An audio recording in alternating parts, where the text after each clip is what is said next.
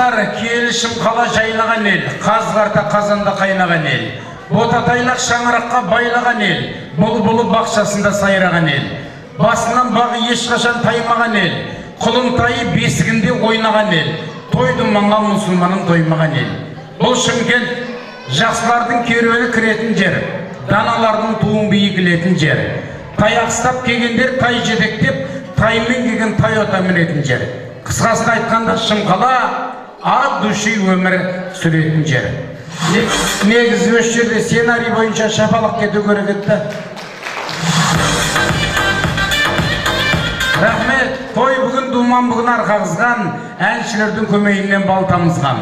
Аққуын Алақанға қонақтатып, ақ отау көтерілді ортамыздан. Бабаларым баяғыдан біледі, берік болсын босаға деп тіледі. Босағасын сыйлаған бұл ағайын, босағаға бөріктерін біледі.